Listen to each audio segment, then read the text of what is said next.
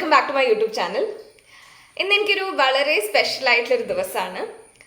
So ഇന്ന് എപ്പോഴും സമയം 7 മണി ആവാൻ പോവാണ്. So I thought I do a vlog kind of a video, ഒരു day in my life kind of a video. പക്ഷേ എനിക്കിപ്പോൾ രാവിലെ എണീറ്റ് പാടെ സ്റ്റാർട്ട് ചെയ്യാൻ പറ്റിയിട്ടില്ല. But anyways just keep watching my video to know what makes the day special. So അത്രയൊക്കെ ഉള്ളൂ. Let's wait and see.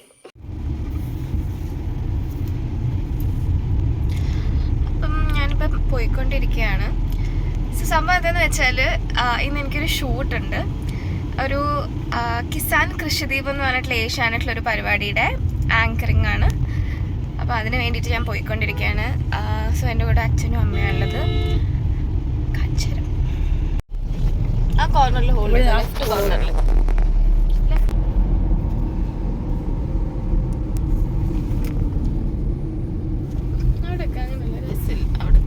ഇല്ല അവിടെ നിന്ന് പോരാ.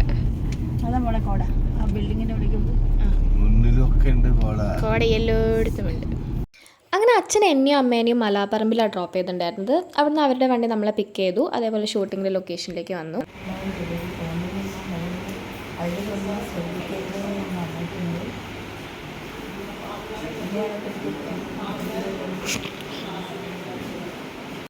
കൊടുവള്ളിയിലുള്ള കൃഷി ഓഫീസിൻ്റെ തൊട്ടടുത്ത് അവിടുത്തെ ഫാമേഴ്സിൻ്റെ അടുത്ത് കളക്ട് ചെയ്യുന്ന പ്രോഡക്ട്സും അതുപോലെ തന്നെ അവരവിടെ പ്രോസസ്സിങ് യൂണിറ്റിൽ ഉണ്ടാക്കുന്ന കുറച്ച് പ്രോഡക്ട്സും ഒക്കെ ആയിട്ട് സെയിൽ ചെയ്യുന്ന ഒരു ഔട്ട്ലെറ്റ് ഉണ്ടായിരുന്നു. അപ്പം അവിടെയായിരുന്നു നമ്മുടെ ആദ്യത്തെ ഷൂട്ടിംഗ് ലൊക്കേഷൻ വന്നിട്ടുണ്ടായിരുന്നത്.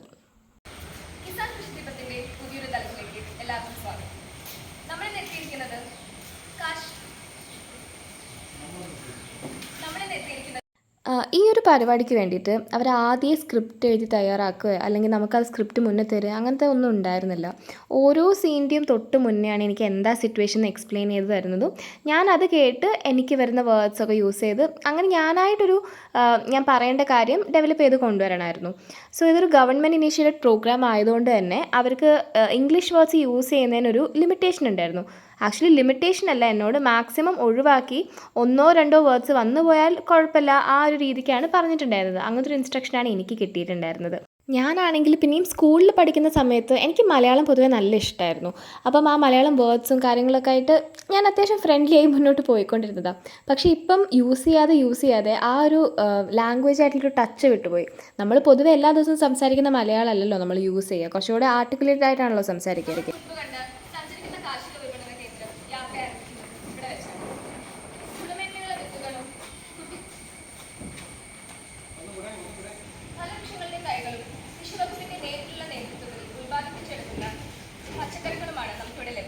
സോ എനിക്ക് നേരിടേണ്ടി വന്ന ഒരു ഏറ്റവും വലിയ ചാലഞ്ച് എന്ന് പറയുന്നത് ആ ഒരു ലാംഗ്വേജിൻ്റെ ക്വാളിറ്റി മെയിൻറ്റെയിൻ ചെയ്തുകൊണ്ട് ആ ഒരു എനർജി ലൂസ് ആവാതെ സംസാരിക്കുക എന്നുള്ളതായിരുന്നു.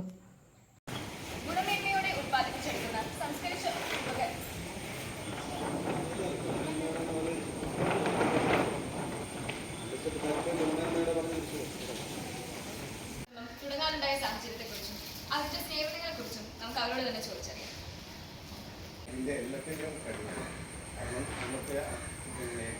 ഇത്തരത്തിലൊരു സംരംഭം ഇത്രയും വിജയകരമായി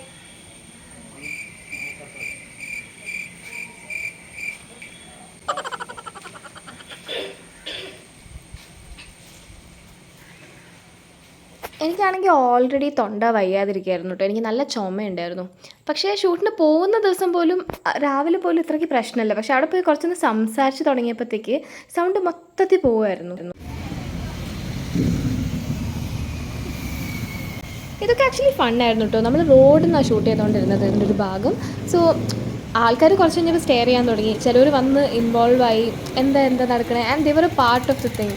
സോ അതൊക്കെ ഒരു ചാലഞ്ച് ആയിരുന്നു. But at the same time that was ഒരു ന്യൂ എക്സ്പീരിയൻസ് ആയിരുന്നു. അതുപോലെ തന്നെ കുറേയൊക്കെ ഫൺ അതിനകത്ത് വന്നിട്ടുണ്ടായിരുന്നു. നമ്മൾ ഒരു കോൺഫിഡൻസ് ഗെയിൻ ചെയ്തു. അങ്ങനെ ഒരു പബ്ലിക് പ്ലേസിൽ ആൾക്കാർ വിചാരിക്കില്ല ഇതെന്ത് ഈ കുട്ടി ചെയ്യുന്നത് വട്ടാണെന്ന്. Because camera's on the other side and എന്നെ അവിടെ ഷൂട്ട് ചെയ്തുകൊണ്ടിരിക്കുന്നുണ്ട്. അപ്പം ദെൻ കാണുന്ന ആൾക്കാരത് അറിയുന്നില്ലല്ലോ.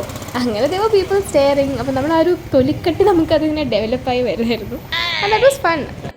പിന്നത്തെ ഒരു കാര്യം എന്തായിരുന്നു എന്ന് വെച്ചാൽ ഞാനൊഴികെ ബാക്കി അവിടെയുള്ള ആൾക്കാർ മൊത്തം നാട്ടുകാരും അതുപോലെ അവിടുത്തെ കർഷകരും ഒക്കെ ആയിരുന്നു. സോ ഞാൻ ഈ തെറ്റിക്കുന്നതിനനുസരിച്ച് ഈ പാവ മനുഷ്യന്മാർ എൻ്റെ കൂടെ പിന്നെയും ഇത് റീടേക്കിന് പോകേണ്ടി വരുമ്പം അതൊക്കെ ആലോചിച്ചിട്ടാണ് നമുക്ക് ടെൻഷൻ തോന്നുക. പാവം ഉണ്ടാവും. സോ എങ്ങനെയൊക്കെയോ അതൊക്കെ തീർത്തു. ഈ ഒരു ഭാഗമൊക്കെ ഷൂട്ട് ചെയ്ത് കഴിഞ്ഞിട്ട് ഞങ്ങൾക്ക് പിന്നെ ലൊക്കേഷൻ ഉണ്ടായിരുന്നത് ചെമ്പുകടവ് എന്ന് പറഞ്ഞൊരു സ്ഥലത്തായിരുന്നു. നമ്മുടെ ഈ അടിവാരത്തിൻ്റെ ഒക്കെ തൊട്ട് മുന്നേ ഈ തുഷാരഗിരിയൊക്കെ പോകുന്ന ആ ഒരു അതിന് തൊട്ടടുത്താണ്. സോ അതൊരു ജാതിക്ക തോട്ടത്തിൽ നമുക്ക് കുറച്ച് ഭാഗം ഷൂട്ട് ചെയ്യാനുണ്ടായിരുന്നു.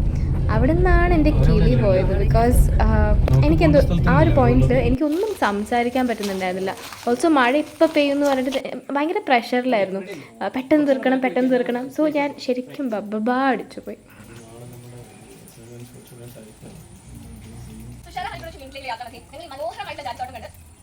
പിന്നെ തെറ്റ് ചെയ്യാൻ കുഴപ്പമില്ല, നന്നായിട്ട് ആക്ഷൻ ഇതൊക്കെ കാണിച്ചു വൈഡാ സമയമില്ല റെഡിയല്ലേ. മനോഹരമായിട്ടുള്ള ജാതിത്തോട്ടം കാണാൻ വേണ്ടി നിർത്തിയിരിക്കുകയാണ്. ഇത്തരത്തിലുള്ള തോട്ടങ്ങളിൽ നിന്നും ശേഖരിക്കുന്ന സുഗന്ധവ്യഞ്ജനങ്ങളാണ് കർഷകരിലെ തോന്നക്കൽ പഞ്ചായത്തിലെ ഓരോ അരിയും ഞാൻ പെറുക്കിയെടുത്തു. ഹലോ, സോ ഞാനിപ്പോൾ തിരിച്ച് ഷൂട്ടൊക്കെ കഴിഞ്ഞ് വീട്ടിൽ വന്നിട്ടുള്ളത്. വീട്ടിൽ വന്നു, ഞാൻ ഒന്ന് കുളിച്ചു. ആരെങ്കിലുമൊക്കെ നോട്ടീസ് ചെയ്തിട്ടുണ്ടാവും, എൻ്റെ കയ്യിലൊരു മുറിവുണ്ട് ഗൈസ്. 4 സ്റ്റിച്ചൊക്കെ ഉള്ളൊരു മുറിവാണ്. അയ്യോ, അതെങ്ങനെ പട്ടീനെ എന്നോട് ചോദിക്കരുത്. ഇത് ഏതായാലും എനിക്ക് അടുക്കളയിൽ നിന്ന് പറ്റിയൊരു അപകടമാണ്. ഒരു ഗ്ലാസ് ബൗൾ പൊട്ടി കുത്തി കയറി. അപ്പം എനിക്ക് ഈ ഷൂട്ടിനുള്ള ആ ഒരു കോള് വന്ന ആ ദിവസം തന്നെയാണ് ഇത് മുറിഞ്ഞത്. ആക്ച്വലി ആ ദിവസം രാവിലെ കോള് കിട്ടി, ഉച്ചയ്ക്ക് കൈ മുറിഞ്ഞു. I already said yes to them. ഞാൻ പിന്നെ മാറ്റി പറഞ്ഞില്ല. അവിടെ പോയപ്പോഴാണ് അവരിത് കാണുന്നത്. എല്ലാവരും എന്നോട് ചോദിച്ചായിരുന്നു എന്ത് പറ്റി. അപ്പം ഇത് അത്യാവശ്യം ഒരു പ്രശ്നമാണ്. പക്ഷെ എന്താണെന്ന് എനിക്ക് ഭയങ്കര വേദന ഫീൽ ചെയ്യുന്നില്ല. അത് പറ്റിയ സമയത്താണെങ്കിൽ തന്നെ ഞാനിങ്ങനെ അമർത്തി പിടിച്ചു, അയ്യോ ബ്ലഡ് ഒഴുകും, എനിക്കിത് കാണാൻ വയ്യാന്ന് പറഞ്ഞിട്ട് അതുകൊണ്ട് അമർത്തി കെട്ടും ചെയ്തു അമ്മ. അപ്പം എനിക്ക് ആ ഒരു പെയിൻ അനുഭവിച്ചില്ല. അപ്പോഴത്തേക്കും ഞങ്ങൾ നേരെ എടുത്ത് ഹോസ്പിറ്റലിലേക്ക് പോയി. അവിടെ എത്തിയപാടെ അവരിത് തരിപ്പിച്ചു. ആ ഒരു സമയത്ത് ചെറിയ പെയിനൊക്കെ കാര്യങ്ങളൊക്കെ ഫീൽ ചെയ്തു. അത് കഴിഞ്ഞ് അവിടെ സ്റ്റിച്ചിട്ടു. പിന്നെ ഞാൻ വിചാരിച്ചു അയ്യോ പെയിൻ കില്ലർ കഴിക്കേണ്ടി വരും, ഭയങ്കര സീനാവും. അതിൽ കാര്യമായിട്ടൊന്നും ആയില്ല, എന്തോ ദൈവത്തിന് നന്ദി.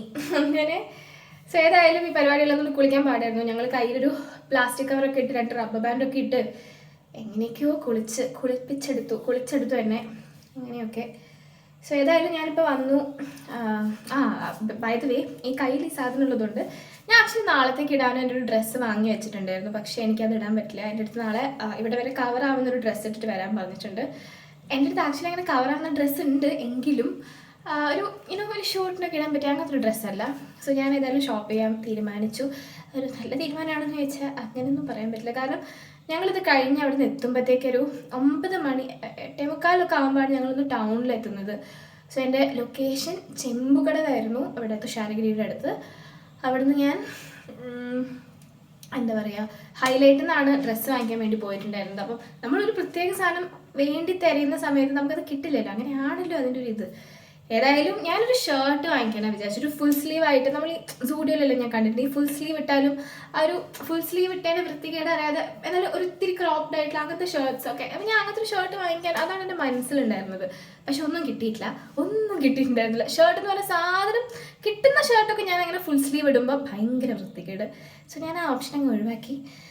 അങ്ങനെ ഞാനൊരു ഷർട്ട് കണ്ടു. ആക്ച്വലി എനിക്ക് 2 ഓപ്ഷൻ ഉണ്ടായിരുന്നു. ഞാൻ നിങ്ങൾക്ക് ഇവിടെ കാണിക്കുന്നു തോന്നുന്നു കേട്ടോ, വൃത്തികേടാണെങ്കിൽ ഞാൻ കാണിക്കില്ല, ഇപ്പം എടുത്തുകൊണ്ട് വന്നിട്ടേ ഉള്ളൂ. സോ ഏതായാലും അതിലൊന്ന് ഞാൻ വാങ്ങിച്ചിട്ടുണ്ട്. അത് ഞാൻ നിങ്ങൾക്ക് നാളെ കാണിക്കാം, അല്ലെങ്കിൽ ആക്ച്വലി ഞാൻ ഇന്ന് കാണിക്കാം. എടുത്തിട്ട് വരാം. നല്ല വൃത്തികെട്ട കോലത്തിലല്ല ഉള്ളത്. ഓക്കെ, സോ ഞാൻ എന്തായാലും ഒരു ജീൻസ് വാങ്ങിച്ചിട്ടുണ്ട്. കാണുന്നില്ല, ഒരു ബ്ലാക്ക് ജീൻസ്, ഒരു ബെൽ ബോട്ടം പോലത്തെ സാധനം. എന്തായാലും ജീൻസ് വാങ്ങാൻ തോന്നി.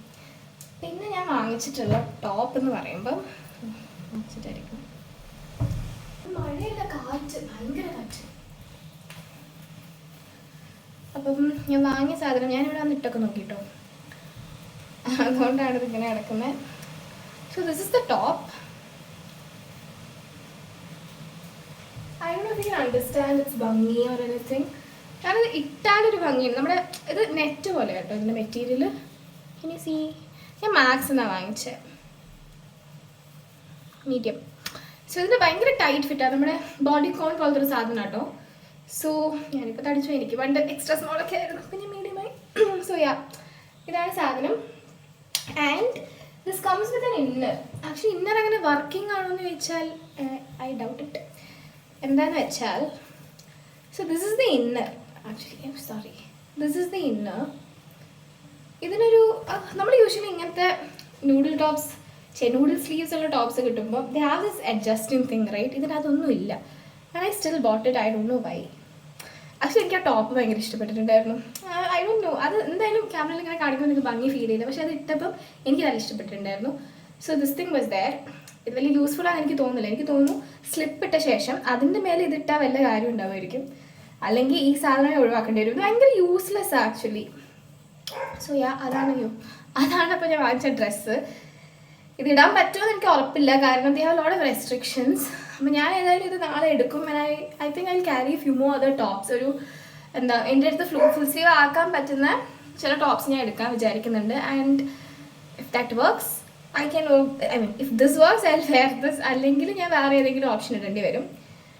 സോ അങ്ങനെയൊക്കെയാണ്. ഇനിയിപ്പം എൻ്റെ ഫേസ് ഭയങ്കര ഡള്ളായിട്ടുണ്ട്, എനിക്ക് തന്നെ ഫീൽ ചെയ്യുന്നുണ്ട്. എനിക്ക് ആക്ച്വലി നല്ല ഉറക്കമുണ്ട്, നല്ല ഉറക്കക്ഷീണമുണ്ട്.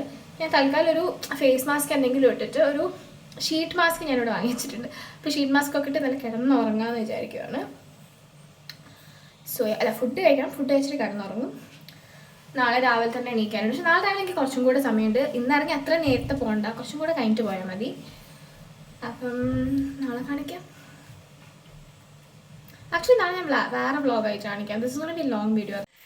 ശരി, ഞാൻ ഫുഡ് കഴിച്ചു, മുടിയൊക്കെ ചീകി വലിയ കോലൊന്നുമില്ല. എന്താണെങ്കിലും ഉറങ്ങാൻ പോവാണ്. ഭയങ്കര ക്ഷീണമുണ്ട്, നല്ല ഉറക്കമുണ്ട്. അതിനേക്കാൾ കൂടുതൽ ഭയങ്കര കാലുവേദന ഉണ്ട്. ഇത് തുടങ്ങിയപ്പോൾ തൊട്ട് ഞാൻ നിന്നുകൊണ്ടിരിക്കുകയായിരുന്നു. അപ്പം നല്ലോണം ഒന്ന് കിടന്നുറങ്ങണം. അതുപോലെ എനിക്ക് രാവിലെ ഒരു ഐ തിങ്ക് ഒരു 7 ഒക്കെ ആകുമ്പോഴത്തേക്ക് നാളെ റെഡി ആവണം. അങ്ങനെയൊക്കെ. അപ്പം ബാക്കി വിശേഷങ്ങൾ വരുന്ന വീഡിയോസിലുണ്ടാവും. അപ്പോൾ thank you so much for watching.